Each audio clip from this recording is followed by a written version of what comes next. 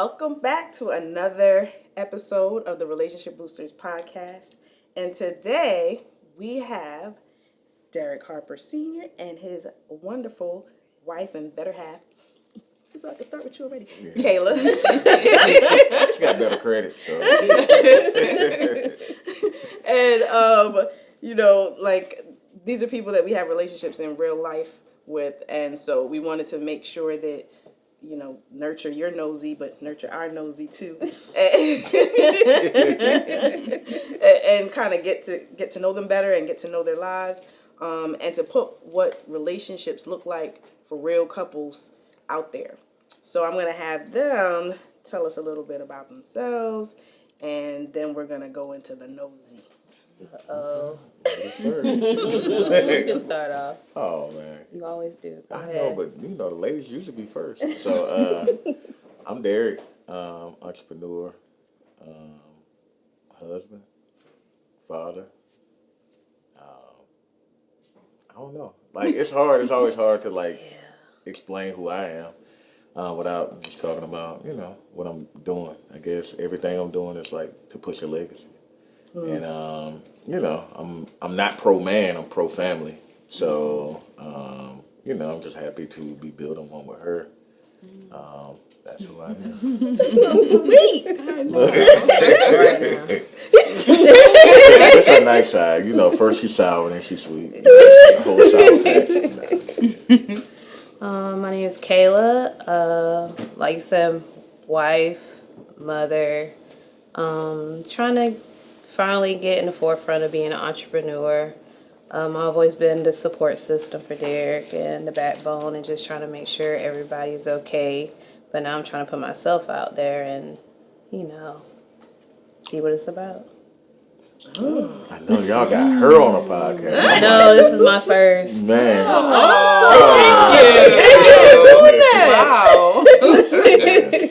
So you said putting yourself out there. So you have you're starting a separate business or starting your own, as the head? I've been dabbling in crystals a lot. And he usually has on the and it's called Love Stones. So I'm just trying to get all my product together. I'm very picky when it comes to putting something out. I'm not trying to.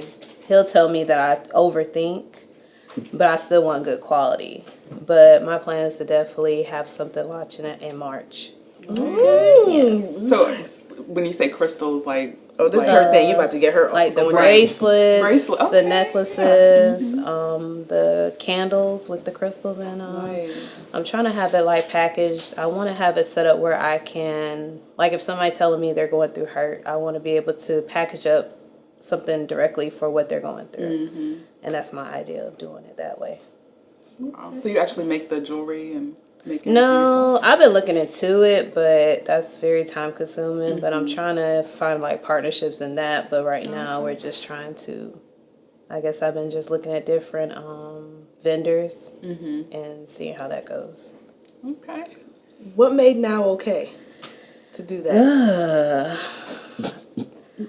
I still question it sometimes. I think I've always tried to just be behind the scenes. And I think more now when we have conferences and I realize how so many people come up to me and they're like, well, what are you doing? We understand you're Derrick's backbone and then you're the mother, but what is it that you're doing?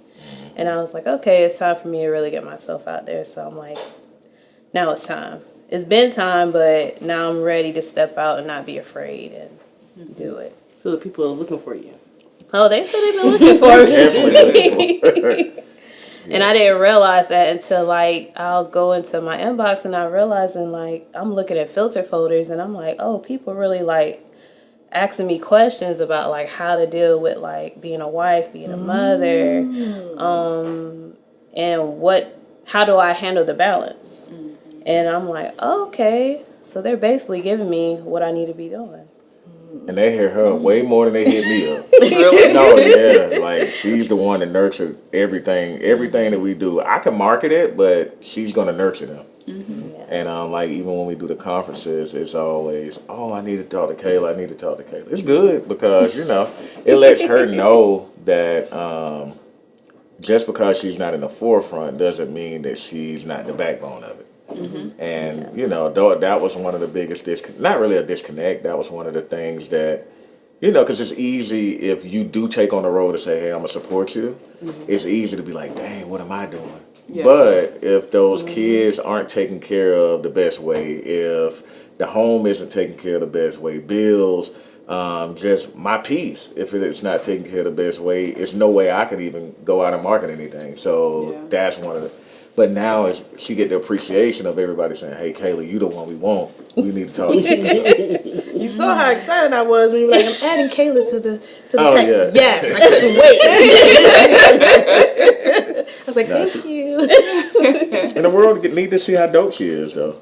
Like, she's shy, timid, but, like, she's super dope, though. It take a little bit to get me out there, but I'm trying. I'm just trying to... It's something new. I think everything with new, you get nerves, so I'm like, I just want to be an example, definitely, for my daughter. Because there's things that she's been talking about doing, and she's very timid, and I'm like, one of us got to do something. So at least I could be an example for her and say, okay, it's time to do it. Yeah. So, like, she wants to have her own business, too? Yeah, she's in college right now to be an attorney, but she's like, I'm trying to figure out, like, besides just doing that, like, she wants to do merchandise. So now she's looking into like doing t-shirts and like she likes lip gloss. So it's all kind of stuff she likes to do. So I'm like, okay, let's start off on something. And now she's like, Mommy, now I see that you actually finally like it's okay to be mommy and like be the wife, but what do you want to do? So with her encouraging me too, I'm like, okay, I really got to get myself out here. Right. Yeah. So how did y'all meet? Oh, man. Long story. Not really. I got hired at this spot. It's called Z-Corm. It's like a little tech support place. And I haven't seen her around. So we from a town where everybody ain't really ghetto, but it's really no jobs around there, right? So it's either you selling dope or you working at Walmart, right? And it's kind of one of them. So she kind of came up with a little something. Her dad was like a E8. In the Army, so when they retired, they came back home. So, she the one everybody was like, oh, gotta get her. But I was broke, and I was like, I need to find a job. And when I got hired at the tech support place, she was in there. I knew her name. I knew everything about her. I was like, yeah, she gonna How'd you know? Oh, I do my research. Cyber stalking. That's what I'm doing. They wasn't really cyber then. Yeah. They had dial-up internet. So But no, so I asked around, and they was like, yeah, that's that Kayla girl. And I was like, dang. When they will come up around, you like, who is that? Yeah, new face. And I got hired. She was walking in the parking lot. I'm like, that's my chance. And I said, hey, Kelly. And I did that on purpose. I'm like, ain't nobody ever called her, messed her name up, so she got to respond to that. That was all she wrote after that. Okay, wait a minute. No, Like, who you talking to? She'll tell you, like, yeah, I got cussed I out, was but- like, Kelly. My name's Kayla, and I walked off. I didn't give him the time of day, but he told me before, like, I used to see you with your little sister in Walmart. I was with one of my best friends, and he was hanging out with his best friend with some girls, and he was like, I remember seeing you then. I'm like, You have to tell that part. Like, yeah. You with a girlfriend, but he looking at me, okay, but yeah. 18. I mean, 17, 18, so. But it's like, once we realized, like, we were working together, then we were going to college together, and I don't know. It had to be that because we had the same exact class in college, and then I didn't even know we was going to go to the same school, right? But we had the same break at lunch, So it's like, bro, somebody's trying to tell us we need to be spending time together, and so I just, Who broke the ice? I was consistent. He broke the ice. I was in the break room. I was about to go get something to eat, and he was like, "What you finna do?" I was like, "Oh, I'm finna go to McDonald's." He's like, "Can I ride with you?" And I was like, "I don't know this dude," but I was like, "All right, you come." And then ever since then, like, we start off with a great friendship. We both were going through heartache. Like, we both had bad relationships we just got out of, and the thing that I really wasn't trying to talk to anybody, but what took it for me, for him, I guess what made me fall for him was he always made me laugh. And especially when you're going through something, it's like, dang, laughter is like, it was an awesome thing. So he always had me laughing, and we always stayed on the phone, and it just You grew. hang up. No, you hang up. The long Oh conversation. yeah, the long 5-6 hour conversations at night, but still working together, seeing each other at work and seeing each other at school. It's just we were always together.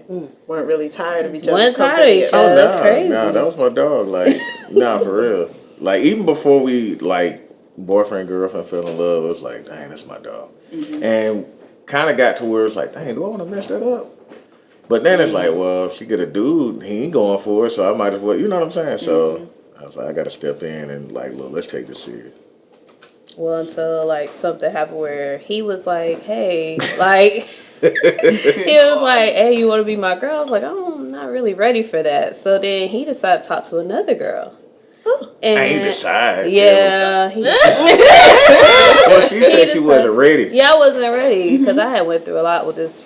Because my dad didn't let me date in high school, so it was kind of like I really didn't start dating until I was like 18. So it was like the first guy I really dated. Kind of fell for it, and he did me kind of bad. So I'm building something with him, and I know it's gonna be something good. But I was like, I'm not ready to be serious yet. But then he was like, all right, cool. But then I see him start walking around with some other girl, I was like, this my friend. and it's like okay, So and you then put her in the friend zone. yeah. Well, I mean, she wasn't ready. So when a woman ain't ready, you can't force her to be ready. That's narcissist, right? So or narcissistic, right? It's like I don't want to just be forcing you to be ready. So it was like I'm gonna give you your time. But We both were doing. I was talking to other people, Right. but we weren't trying to be serious. But then I noticed that he wasn't walking with just multiple people. It was just that one girl. That one girl. I'm like, why is it this one girl? And then I remember we were supposed to go to lunch, Gotcha. and he was like, "Oh, well, me and her going to lunch." Oh, okay. but And she was I- my friend. I Yeah, was like, and that's when I realized like, oh, this ain't just friendship. Like I like him. Like I gotta go ahead and I gotta get him. Like this ain't gonna work. So, yep. So what'd you do? Right. That's all I'm like, well, you don't want to know. Her daddy might be watching this. I'm trying to think what it boiled down to. You cooked me breakfast. Invited me to the house that morning, remember? Oh yeah. My 'Cause I ain't had no parents. car. I was broke. Hey, I mean, I was working though, but Yeah, I was still staying at home going to college, so my parents went to work, and I invited them to the house, and I cooked them breakfast, and we talked, and I was just like, I'm ready. I ain't playing games no more. So But it like I realized, like people can be like, I can cook and it be alright, and you be like, but I was like, she really can cook. Like, Oh my goodness, like that where was you the learn this takeaway? at? Yeah. Oh yeah, I guess that was a takeaway. that was a little different. And she cooked a full breakfast. I'm like, ain't nobody ever cooked. I was But 18. you had the inside scoop though, because y'all were friends and talking, and so you were Right. getting all this intel, Yeah. I guess, the inside information Yeah. about him. I didn't know I was getting played then. You know what I'm saying? She knew. 'Cause I proposed to her a month after we got together. Oh wow. Oh. Yeah, I was like, oh, she the one. It's over. Nice. Yeah. So breakfast to engagement in a month. Cause it was September 15th. I did the corny birthday proposal. the corny. It's kind of like it's expect. Well, I guess it wasn't expecting when you 19. Yeah, That's super young. it was super. Yeah, but it was like one of them. I had dropped him off at home, and we had just left work, and he was like, "I got something for you." And we used to still, even after talking every day and talk on the phone, we'll write each other letters. So he's like, "I got your letter in the house," and I was like, What's your birthday "Okay." letter? And it just felt different that day. I was like, something up. And then he came out and he proposed, and I was like, oh crap. And I said yeah, like I was ready. So We thought we was. I mean, we was teenagers. I mean, the love part we was ready, but then you Crazy start thinking like, love, how am I yeah. gonna take care? Like, we when I- weren't thinking about it at the Nah. time. It was See, that's That what we might have think been about. good. yeah. Oh man, we was having that conversation with people in their 30s about. It was like, we need relationship advice. I'm like, not for me. Not about marriage, because we didn't really have consequences at 19. It's like when you It's different. 30 and you talking about who gonna move where. It's a different thing. You got to think about everything then. But yeah, I just knew though, and we both. Well, when I knew it was time was when she was like, "Yeah, I'm going in the Air Force." I'm like, "What you talking about? I'm going in the Air Force." Really? Yeah, we didn't even know, and she was like, "Yeah, I'm going. I know I'm going. I'm gonna do this." I'm like, "I just talked to the recruiter. Like, I'm going." So it was aligned. yeah, it was All these perfect. different areas, From yes. the schedule at work to every class together, like it was just set up for it. Yeah. So However, I didn't make it to the Air Force. nah. Somebody got pregnant. Oh, between the two of y'all, somebody. Yeah, I don't know how that happened, but, man. And we didn't know until we went to the recruiter to to get ready to go, and they was like, need to talk to y'all separate. They called in the back. It was like, one of y'all going and one of y'all ain't. And she was like, huh? So I'm thinking like, dang. I was thinking, dang, I'm sorry, Derrick. Did I I'm get going excited? because I know ain't no wrong with me. Man, listen. Nah. Wow. Yep. So they came and it was like, yeah, you might need to go see your doctor. And that's when we found out she was That's how pregnant. they tell you. But then the bad side, because we both went together and we said we was going to do the buddy system together and things like that. The goal was go through basic training, go through tech school, then get married. But we knew we was getting married. But it was like, oh, got the baby.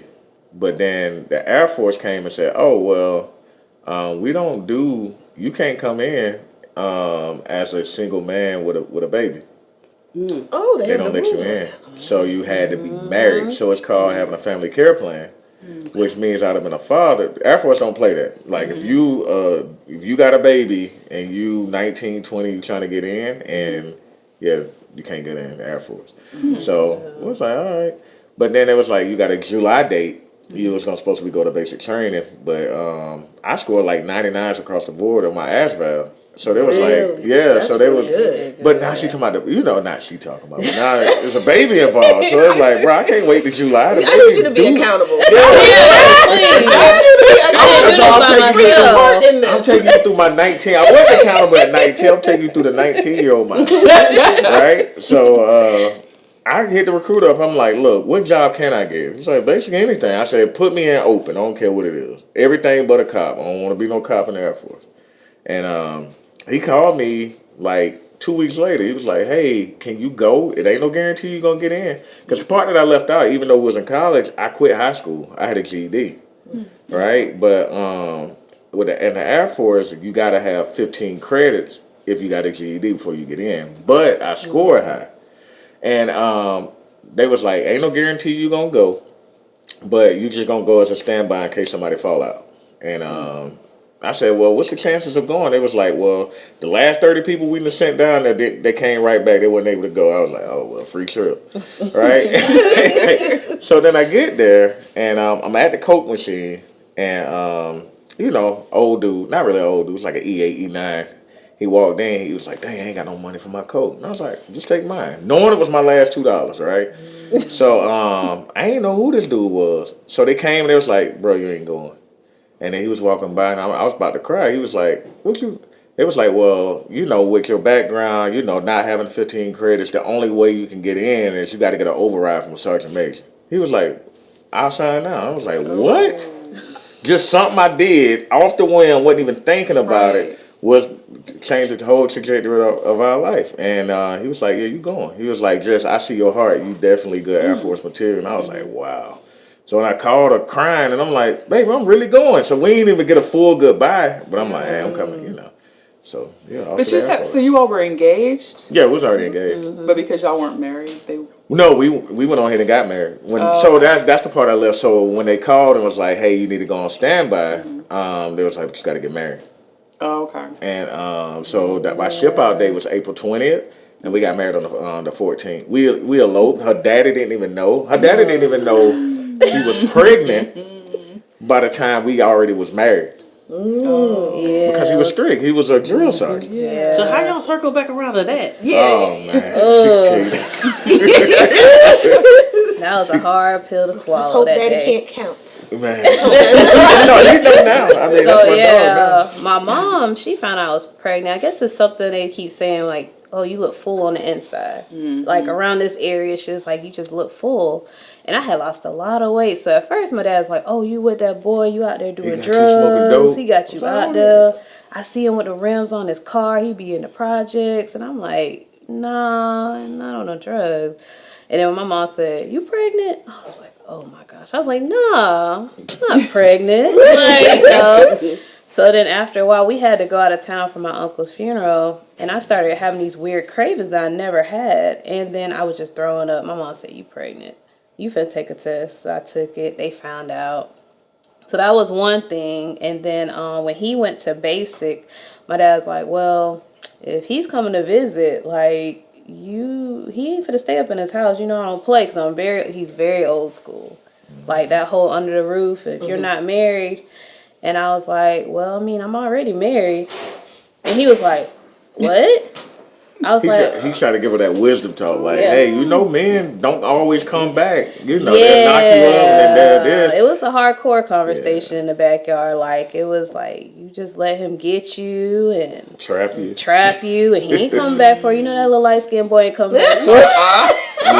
He had his thing with lights. He just like, you know them light skinned men, they ain't coming back for you. Now he ain't finna do nothing. He ain't gonna knock you up. He gonna get something up. He going to the Air Force. He ain't coming back for you. And I'm thinking in my head, I'm chilling because I'm like, I'm married. I'm good. So then finally, that's when we had that conversation. I told him I was married. He was like, "You're not married." So I pulled out the seal with the certificate, and he felt the seal. He went in his bedroom. He didn't talk to me for 3 days. Yeah, he locked up for 3 days. He locked up for 3 days. He was hurt. Found out I'm pregnant and married at the same time. That's a lot to. It was a lot. Man, as a dad now, I'm like, my daughter about at that age too. Right. Well, that's why I was like, I'm so glad that him and our daughter has that open communication. Because I think the way my dad was raised, he was raised poor, and his mindset was always, his dad was so strict. So, like, even when he was 18, he was dating my mom, she would always tell me, like, "Oh, my curfew was 2 or 3. Your dad had to be home at 10, at 18. And it's like, what? So he kind of, it passed along. So he really didn't know how to, like, at least, I was already an adult, but I was staying home going to college, but he still had those strict, That rules, that control, yeah. Because he was like the first one in his family too that was like really able to go to school. Everybody else had to like work the fields and work, and turn their check over. Yeah. You know what I'm saying? So they came out of that. Yeah, he was the And first he just person to really wanted the graduate. best for her. Yeah. Yeah. Which is understandable. Yeah. I ain't see that then though. I'm like, Now I'm like, yeah, I'm like, if Clea did that, I definitely would be hurt. So it's kind of like the open communication. That's why I'm like, now we're just so open with communication with our daughter to, now that she's in college, we're like, hey, what is it that you got going on? Like, even though she has her own apartment, like mentally, I'm like, she's like, I'm still a kid. And I'm like, but you're 18 in law. But she's like, no, I'm still a kid. Like, I still need y'all. Like, and it's like, I get it. So, like I told her, when you start having your own, now you see it. But at the time, we were young and in love. We didn't care. It was like us against the world. We didn't care about nothing else. No consequences. We did not care. So that definitely sounds like it helped you weather everything. Yes. Yes. We start off with nothing. So that's why I'm like, like he said, when people ask us advice, it's like we came in with nothing. So we were able to build together. There's people now that's trying to get married in their 30s or 40s, and it's like y'all built probably separately, and now you're trying to come together, whereas we didn't have anything, and whatever we built together, that's what we had. So. And we was friends too. Like that was my dog. Like we laughed. Even times where we mad at each other in the marriage, like we both gonna do something goofy. And like we find ourselves just talking again. It was like, what the hell was we mad about again? No, for real. And it's cool because a lot of people just don't have friendships. They have this, we're married and we got these responsibilities, but it's like, no, that's my dog. I just married my homegirl, and and I think that worked out, especially as you start changing. I was gonna say, like, getting married when y'all were kids, basically, and like all the changes that you go throughout life as you're maturing and getting older. Like, what was that like? We became like 4 different people apiece. Yeah. We became 4 different people. What I respect though is she was more patient with me. She knew where I came from. Like I didn't come up like she did. Like she never had lights cut off and she ate every day. You know what I'm saying? Like it was a little struggle for us sometimes. So we not gonna see things the same way based on how we came up. Like the reason I grind so hard, I'm thinking like never going back there. Yeah. She don't know what back there looked like. You know what I'm saying? So that was one of the biggest things, and she was more patient with me as I went through the dump stage, started getting money, putting rims on cars, bass in the car. And, you know, now I look back like, bro, I was lame. But she still loved a little lame dude. You know what I'm saying? But it was just, evolving. And when you come out of the struggle, when you get a little money, it's kind of like you got that chip on the shoulder to show everybody, like, look, I made something. You know, and she was patient with me. And that's where having something kind of kicked in, where she like, hey, let's start protecting what we got now. It ain't for everybody. You know what I'm saying? I understand you passed that now. You ain't got to keep throwing it in people's face now, because now you're going to become an enemy to people. Yeah. So, you know. So, the money? Not really money, just coming from poverty to, like, being able to eat everything. Like, my definition of being rich was having central air in your house. When we first got our apartment with central air, you couldn't tell me nothing. I was cutting that joke on 65 all the time. I'm like, man, I ain't gonna have a fan in the wall. Yeah. I'm Like, what are you please. doing? She's like, why you keep cutting the air on? I can't, because I can't. And she always had central air, right? It was just something that small, right? But it was like, I had to break it down. Like, you know, I came from a fan in the window. And then if you had an air conditioner, you know, if you ain't had that pole sticking in the ground, it might fall out the window and break.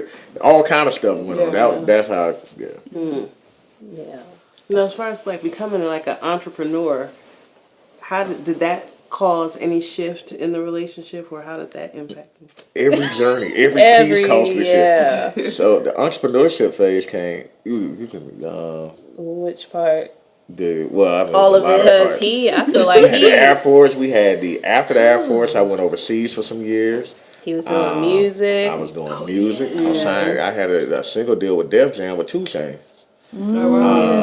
And you know, left that for entrepreneurship because I realized like I got NDAs to play, so I can't talk about some of the stuff in music, but it wasn't what we thought it was, right? So even though when we was in music though, I was making money overseas contracting with Lockheed Martin in Afghanistan. She was so supportive though. She took our artists to the studios in Alabama. Was at the single releases, at the album releases, doing all that. She was holding it down. And so no matter what I did, and that's what her dad said, he could sell cow manure. You gonna promote it as the best cow manure ever. He always says that. Yeah, like no matter what I did, like she was really my hype. Like she hyped it, and it motivated me. Like I gotta keep going now because she done bought into it. So what made you believe in him? So like. In every shift, in every transition, what was it that helped you? I just think the love for him, and I just knew that like his mind was totally different from what I was used to. Like, you know, even though, because we got married young, so it's kind of like you dealt with the guys who just wanted the basic, but he always strived like for the best. It didn't have to be like the best of everything, but just I could see he always had goals for us. So I'm supportive of that. Like, I'm down for whatever when it comes to that. So, go ahead. No, my biggest thing was, you know, I had a father, too, who I used to talk to. And one thing he always told me is,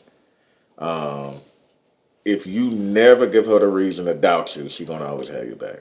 So I never, like, if I got her to buy into something, I grind so hard because if she give up on me, then anything past that, she's going to always be thinking about when it went wrong. Right. But if I never gave her a reason, and if I can always have this to stand back on her, hey, you know, has anything ever went wrong? And she say, well, no, then I know she done bought in. So my whole goal was to make sure that it don't go wrong, right? And before it go wrong, I know when to pivot. Yeah, me too. I started giving that look like, hey, it's kinda like, nah, we got something else in the works. Nah, I got, You know how to pivot. That's what I like about it. So y'all grew from not having a whole lot of money to this point where y'all are at now. And you know what's crazy? Like, we don't even be thinking about money right now, though. Like, the money, I think I always just I don't think we really ever talk about money. Yeah, I always just wanted to be comfortable. I think I grew up that way. Like, we don't...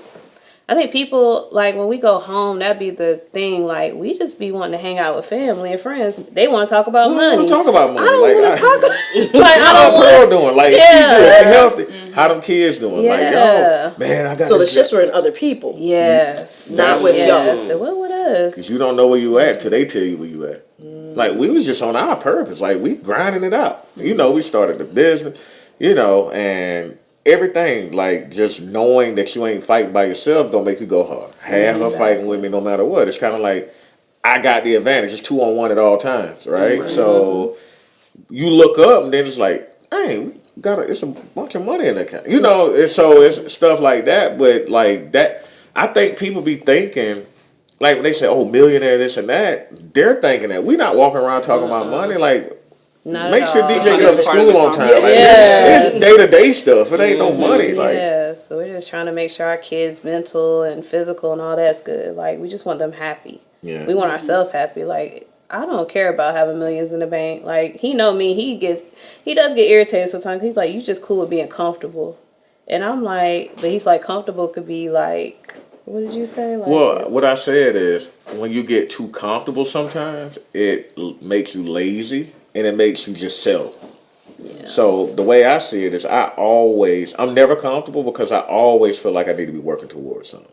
And, you know, and I, like, when that clock strikes 12 and it's time to go, you don't want to be like, dang, I sat around the last 12 years not making impact. And I think it's more about impact because now we can look at what we accomplished, right? But think about how many people that didn't get that break. Like, think about how many people mindset that we don't get to shift.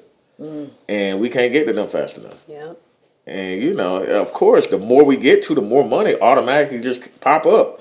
But I think that that's ain't even the focus in the first place. focus ain't never the money. Everything Yeah. that we've ever built has been on making somebody else's life easy. And I think that you consistently say that. I mean, we've had some classes with you and listened to a lot of your conference talks and things. That's a consistent message. I think that, you know, you want to Service. make sure that serving gotta be others. service. Service, yes. Because I feel like, because I do a lot of stuff off faith too, right? And then when she bought in and we on that same faith journey, and because when you go through the downs too, the downs really make y'all bond stronger. Like losing my mom, going through all of this with the business, it's kind of like her word meant everything. Because like the matriarch is gone now, but she's the closest matriarch. And so her word became way deeper after my mom left. You know what I'm saying? Because I ain't got nobody I ain't got no checks and balances after what she say, because she's the one. She's the one that. So anyway, I think it's a matter of like when you start going through life, it always has to be who you gonna help. Like waking up and thinking about money. Every time that we ever came, like we got to get some money, let's launch something. It backfired. The quality of it, because we was trying to run the bag up. But then everything that we built, we go into it with, all right, this is my role, right? And I never wanted her to be jealous of what I was doing, so she had to come into it. Because like when you make a person compete with the business, that's where a lot of entrepreneurs mess up at, because they start competing with the business, and then now it's a jealousy thing, not even towards you, but that business taking the time that they need. And then I realized that when she started coming in and we started building them together, you know, and it ain't always you write this letter, you do this. It's like, all right, hey, this is the kid's schedule. What role you got there? I can come to the games. I can do this. And once we got that understanding, it ain't no complaint, you know. So then y'all made time for each other. Yeah. We got to. Yeah, until she kicked me out the house. Not kicked me out. So she got me an office and was like, "Yeah, you ain't as productive as at home. He Go to get the office." comfortable. he gets mad because like with me, I can multitask. Him, he cannot. ADHD. He has to be one thing at a time. So I'll be like, babe, can you do this, and that? Hold on, babe. I'm focused right now. Hold on, give me about 2 hours. And I'm like, what? But I could sit there and I can make sure our son get dropped off. I could do emails. I could cook. Laundry, I'm doing everything, and I'm like, and you focus on this one. If I'm on the phone, that's it. Yeah, like I he can't is cook. I can't bad. do nothing. Like I'll be cross town. One time I jumped on a phone call, and she was like, "You can take the call and do it." I'm downtown Atlanta. I'm like, "We supposed to be in McDonough, just riding," and I'm like, "Oh, I'm way out the way now." That's how bad my ADHD is. So she's my accountability. Do you on feel that. like you all have traditional roles? Like, you know, sometimes we talk to couples about like, sometimes there's no such thing as traditional roles, but do you guys feel like you fall into certain roles in your relationship? Or do you both just kind of do it all together? It depends. Yeah, I'm about to say. Most of the time, like, I know how his schedule is, so I just take on when it comes to the kids and handle that, and I just let him do him. So I know how to balance. He's still trying to navigate that part. I'll be in the office till 8 o'clock in the morning. I just be like, let me take it on. I'll take it on. So, yes, he'll be stuck in the office where I'll pop up and it's 1 o'clock in the morning. He's on the couch. And I'm like, why are you still on the laptop? Why are you still here? Because you bought me the couch. So if I got to take a nap, like, hey, she bought me the couch for the office. Accountability. Accountability. Yes. So what's the purpose of the couch? So you bought me the couch. Well, I got a chair at the office. I'm like, she wanted me to stay safe and take a nap so I don't fall asleep going home. Yeah. Or sometimes I'll just come get him. Like, all right, usually your car here and we'll Way go. more than sometimes. Yeah. All the time. It's a lot. So Like, leave your car. It's 3:30 in the morning. You looking like a zombie. Like, And it doesn't sound like there's any kind of like hard feelings about it, resentment about it. Nah. Just nah, it's just like when you have a goal in mind, it's like we're trying to build this legacy. That's our thing. Like we look at our kids. I look at my kids every day, and I'm just like, I know what they want to do. I don't want them to have to work as hard as we had to, but I want to give them opportunities. Like people asked the other day, like y'all pushed her to go to college, and I'm like, well, that's what she wanted to do. But I want her to have the entrepreneurship on the back end if she ever decides she don't want to stick with what she was doing, and she'll have that to fall on to. So you two are goal oriented, and how do you make sure that y'all goals align? Like, is that like a full on conversation, or y'all just kind of like in alignment and it just moves that way? To be honest, I don't really think we set goals. I'm going to be 100% with you, right?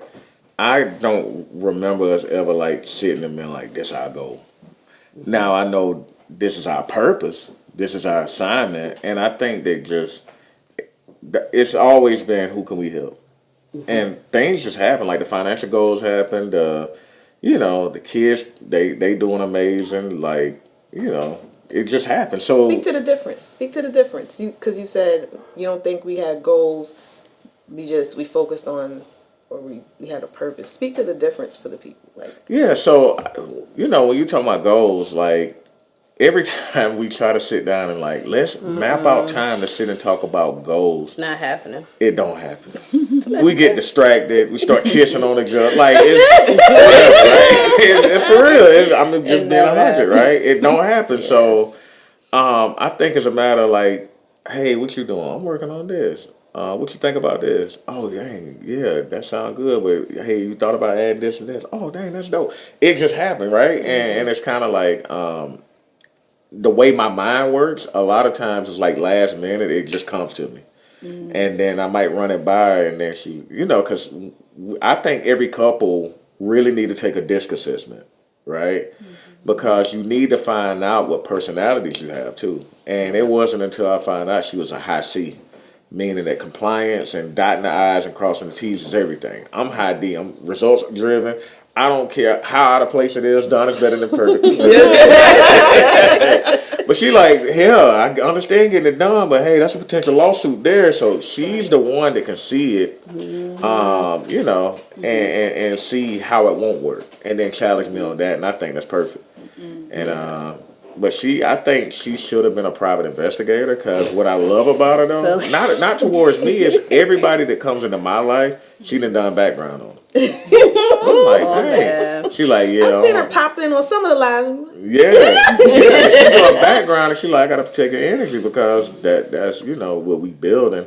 And it ain't on no crazy wife stuff. It's more on some like, hey, that person bringing bad energy. Yeah. And you know what's scary? She done been right about everybody. Everybody. So then when she tell me something, I was like, dang, do I take a word and just kill this relationship now when they ain't did nothing physically? But then they always end up doing something. So it's like, dang. So she get mad at me sometimes for not cutting them off, but I'm like, how can you cut them off if they ain't did nothing yet? So that'd be like, how can I cut them off? I guess because when he say I'm gonna work with somebody, I start digging like, who is it that you trying to work with? And then that's what I do. So then sometimes he'll be looking like, I was friends with so and so. I said, yeah, you were. And she done blocked them. I done blocked them, delete them. She'll see they bringing bad energy. I'm yes. Like, happy wife, happy life. Silent ninja. Ain't no relationship gonna be more important to her. So it's like, all right, well, Do what I gotta do. We're going through life together. That's So so funny. And now y'all are trying to also like help other couples too, right? yeah, that's why we did the couplepreneurs. Not every couples in entrepreneurship, right? Because I realized that it's so many things that we've gotten past, right? And that's new to people, like having to compete with the business. And it ain't really jealous, but like a lot of couples do compete. And they don't know how to not compete. And then, it's just like working through things like that. Or there's a lot of people that's like, hey, I'm an entrepreneur, but I want to date. And then they don't know how to navigate dating or being in any kind of relationship as an entrepreneur. So that's why we launched the couplepreneurship, to focus on singles that's together, married people that's together, and single people who think about getting in a relationship, to help them navigate the entrepreneurship space as couples. So because without the support system, like I can honestly tell you that I would be nowhere near where I am without her. So We know you're special Like kind a of silent person. partner then? Yeah. Is that not really silent. She's silent to y'all, right? like she timid blocking to and the deleting. public, She's a but silent ninja. I get them words. Yes. I get them words when but it's cool. Like, and it's just a lot of like traditional stuff, right? She don't ever check me in public. I don't never have that conversation with her in public. Like, she's real good at, but she'll let me have it though, and I need that. Yeah, like, you need that look. because without it, yeah. You need it. Oh yeah, she's real great. well? Here's the thing: the men on the podcast be saying, that they don't want that. Well, it's a different kind of man too, right? I'm big on just looking at. I do stand up for heterosexual black males, right? I personally think it's an attack on us, right? And the thing is because if you look through slavery, right? And I'm Go down that. Go down that. Go on. You look through slavery, and this is why when you're talking about publicly protecting my queen, it's intentional, right? Because if you look at slavery, right? When they took it in, because America think that the world started at slavery. They didn't see us as kings, right? They didn't write the movies when we was kings and when we was publicly in charge. So now they try to write history as slavery, as I got you in control. And what does that tell the black woman? That tells the black woman that you can't make no move because he got no say-so in what you do, right? So you try to take the power away from the heterosexual black male, and then you try to send a message to the black woman that her black male ain't gonna protect her. But then even on the back end of that, because you didn't have the media, you had what was control. Then on the back end of that, you had vagrancy laws. You had after slavery. That means that if you wandering around outside without a means to take care of yourself, you go into prison. Most black men are hunters. We find ways to feed our family. So if we roaming around, you mean to tell me in the South where you didn't have minimum wage, that if they offer me a penny and room and board, I got to take it for my family. And if I don't take it, I got vagrancy laws, and so I'm going to prison. So now what you did right on the heels of that, when things started to get right, is you put public housing and said the black man can't be there with you. So now think about this. We always been on the back end of this society, right? To where now the only thing that you threw to us was drugs, and you threw traps at us, right? But then you said, and it ain't that black women don't have to be accountable. It's just that they didn't make them have to be financially accountable, because they said, hey, here go housing. But with housing, the black man can't be there, which means that he not protecting you. We're protecting you, right? So they get tricked into thinking that they get protected. And then now you go down the road to where if you go through 2-3 generations of that, where that black woman and that man comes around, he has to be able to get her out of that situation immediately, or he don't work. So this is where, that man got to have this, that man got to have that, because it was passed down. And that's how you kill the heterosexual black male out the household. And without that, they realize that a lot of us who are leaders and who are hunters, we actually create legacies. In order to take the legacy out of the black household, you got to take the man out of the household, and they did a hell of a job doing that. And that's, the part where I'm not against the woman. We can protect the woman if the woman understands that we caught a raw deal. We catching up with society. So if you look at Shade Room and you look at this, you look at that, they're promoting, and I'm not knocking Lil Baby, I'm not knocking Puff Daddy, I'm not knocking Moneybagg Yo. what they're doing is they're promoting that artist, right? Blowing him up, throwing the chains on him, having him with the girlfriend that they want people to be like that they'll never marry. Making them think it's okay to not get married, killing the whole legacy thing, throwing Carisha and all them out as puppets, right? And saying it's okay for that man to run around and not be responsible, right? But see, what they forget is those women are going to be raising boys. And those boys are going to turn to men, and those boys saw that. So you're trying to use society, you're trying to use the media to weaken the black man. Mm-hmm. And that's the problem that I always had. Mm-hmm. And that's why when you do get a black man, and I always like praise the kings to take care of their family, and it's intentional that I'm gonna praise my queen in front of the world, make sure she protected, make sure she's safe, because the media don't do enough job of promoting that. Mm-hmm. Absolutely. Absolutely true. I'm glad that you said it, because people don't necessarily put all of the systems, like they don't get clued in, or they're not paying attention to all of the systems that are in play, that are the nuances for our community. Like they think when they buy into, you just need to work hard and that's just it alone, and you don't pay attention to there are these other levels at play. It's not that our people aren't hardworking and our community doesn't have hardworking people, but there are other things in play. You could have a nice big house and you go to sell it, and now it's undervalued. But see, that's even down to that, right? If you look at, like, they were like, a woman can't raise a man. A woman who had a daddy can, right? Mm-hmm. But what happens with that when the identity crisis started, though? That means that now, and it ain't nothing wrong. I'm just saying, like, women are supposed to be soft, right? And this is just my thing is, but they forced to be hard. And when you harden, when you start, we talking about as a whole, right? Well, when you forced to be hard, you go in survival mode. So what started to happen is a lot of women right now, y'all smart as hell. We know that, right? But what started to happen was the media said, hey, here go college.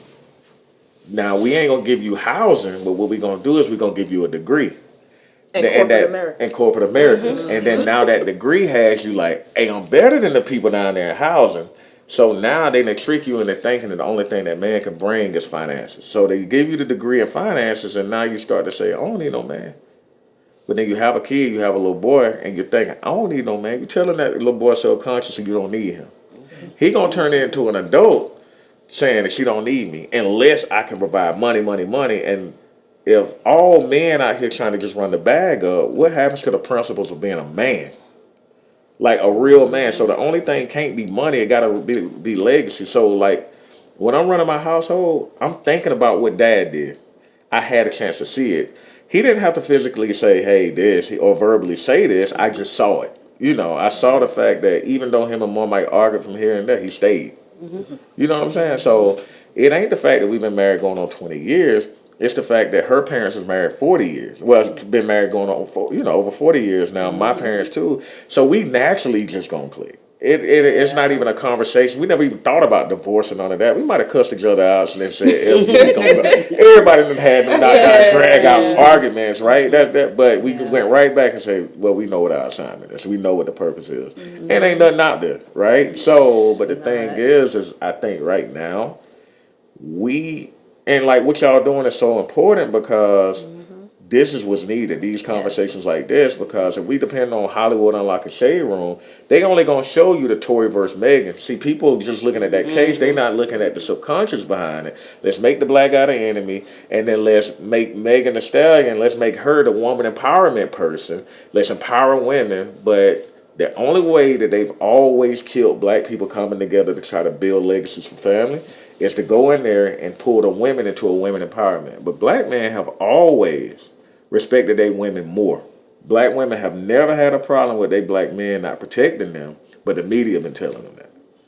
So what they've been doing is to try, right now more than ever we've been building. So you throw that Megan in there. And then now subconsciously you start hearing them arguments. Y'all man ain't this. Man don't protect the. And then these arguments are coming for nothing. But y'all glorifying Puff Daddy, right? Because what? Money. So you want that man and you want that woman to think that everything is okay with that man as long as he got money. But he ain't got to have morals. And morals is what's needed to create the legacy, though. Mm-hmm. It's scary out here. Values, man, it's scary. You just said a whole lot that's going to make the people angry. And I love it. I'm here for it. totally here for it because it needs to be said. Yeah, Right? that's true. But it's just like the thing is you know, I ain't trying to take off, you know, but good. it's just having like a man can't be a hunter, right, until he got a solid foundation back home. And I think it's just, man, it's just reciprocity, man. It's more men out here that's really taking care of they woman and protecting their woman than we see. Yeah. But it's Yes, just that we don't get to see it. Like it's scary, man. Absolutely. We talk about, especially like for Black Marriage Week, around that time, but we talk about it all the time anyway. But the stats are always going to look skewed, right? Yeah. The stats on single parent households does not equal, or it makes people think a certain way, but then they're not really looking at the co-parenting households, Right. because that's actually pretty high, Yep. right? And then when they look at, oh, these black fathers aren't involved, actually the stats say that black fathers are more involved Yep. in their Yes. children's lives than any other race. Yep. Wow. Period. But if you looked at Hollywood Unlocked and Shade Room, man, you would just see how it's set up to make. Even if I'm looking at it and I'm like, dang, they doing a hell of a job of making the black woman really hate the black man. And then when you break it down and ask them why, they don't even know. It's good. It's good. The comment. It's entertaining and Yeah. it gets a lot of views or whatever. Yeah. And Yeah, it's that's- interesting how you can convince somebody of something that's not real, Right. just by the media stuff that is Exactly. thrown in your face. Propaganda is crazy. And it's like, but they don't stop and ask, like, well, why? Why the black? So just in the music industry, I can't dive too much into it, but I clearly see that all you are is I can blow you up as an artist because you're the person that all I got to do is spend a couple of dollars. You're going to spit the message that I want you to spit to the media. So if I blow you up, Lil Baby, I blow you up, Moneybag, I blow you up, Lil Derrick, we're going to have an India, we're going to have an Ari, we're going to have a Lil Jada and all of them out there, right? And then we're going to brand them as the beautiful women, right? So now all the little young girls going to want to be them. And they're okay accepting what Lil Baby put out. And as long as they ain't going to marry them, you know what I'm saying? As long as they not going to marry them, then we're going to keep promoting them because now the agenda of it's okay if more black women come in, they'll start looking at these black men to be protected. But so like if I saw one of y'all post something about Rick Ross, like with his record label, right? He said he talked about, dope, talked about killing black men, fighting. We talk about ops, you automatically have the image of the black man in your head. The moment he said put Molly in a champagne, he lost his Adidas endorsement, he went off script. And the thing is it's so accepted to where we could talk about killing black men. When you say I'm gonna get a gun to protect my house, it's so bad that even black people thinking that there's a black dude gonna come in there and rob them. You don't think about the white guy. So they've done so good of a job of propaganda through movie, Hollywood, music, and all of that. That's the part we gotta undo. But we can't undo that if you making the black man the enemy to the black man too, and the black woman. So if you get him back into the household where black women start protecting black men too, I promise you that could be the big change. You just gave him a formula. You just gave That's what he does, right? Like, we need to be protected too. Not I'm just saying, like our headspace got to be right. We can navigate, man. We could, and black men are naturally peaceful. We the most peaceful people in the world. How in the world you painted an image of us as violent? Because guess what? You wanted to pass it through music. That's why you won't ban hip hop. Because it pushes the agenda. Why is it the number one selling music? Because I said it was the number one selling music. And if I keep saying it, you're going to believe it. I don't know nobody just going out there buying Lil Baby music. But guess what? If the media keeps saying Lil Baby number one. So even when I was in the music industry, right, a lot of private prison promotion dollars come in. And it's certain people that take it, certain people don't. Private prisons and things like that can't go out and promote and say come to prison. No, I could throw money behind Lil Baby and have him talking and creating a lifestyle. I could throw money behind Chief Keef, Bobby Smurda, and NBA Youngboy and all them. Because they ain't going to marry their women. They're going to trash them and talk about them bad. And then that's how I can keep the message going and I can keep that, that prison pipeline going. So it's deeper than what people thinking. It's all propaganda. And there's a reason why the media has always did that to black men. So Now, as far as your circle, do you have a lot of other black men that are like doing good things and connected to their women and all that kind of? listen, I was talking to Ken, right? Ken was the only single one that we had, and I told him, like, bro, going into 2023, we ain't even gonna rock together until you propose to that girl. Oh. Because the thing Holding him is, accountable on that. but the thing is that's what a real friend should do, though. Because, like what he said, and that's an identity crisis. He said, well, my dad was always in and out. He wasn't there. And then I said, well, you was a single dad, this and that. I said, I said, all your brothers. And they dope people, but none of them married. And then I realized, dang, this ain't nothing about how good or bad a person is. Your favorite food is your favorite food because you experienced it. Your favorite car is your favorite car because you experienced it. If you never experienced or seen how marriage look, you wouldn't know if that's your favorite relationship to be in. So you got to start actually seeing this stuff. And when you look at a whole family that was going to keep going down that cycle, somebody had to stop it. Yeah. And I'm like, you got to stop it. And then he said, he was like, bro, I've never heard it on that level. And that's why you need people around. And that's why that conversation got to keep going. Then 2 weeks later. 2 weeks later, went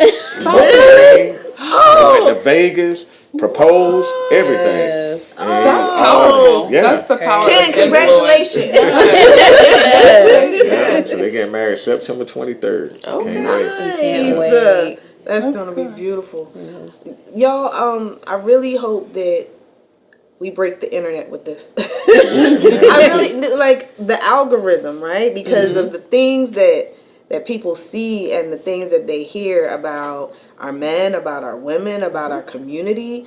I want all the couples that we meet and bring on here, and even the singles that we plan on bringing on here, to really show them, have a representation, like what y'all are seeing in the media. This the new media. Hit this button. Right? Oh, yes, What most y'all definitely, seeing yes. out there in the media that's not We just have to create. that's not real life. And just for you to say, like, a lot of your friends are married and there's one who's in a relationship who's interested in marriage. Like, that's your network. So that's real Yeah. life. That's Yes. not, on social media or in the media, you're not necessarily seeing that, but it's like, and they think that your life doesn't exist. Right. Right. Yep. If you don't see it, like I said, a fluke.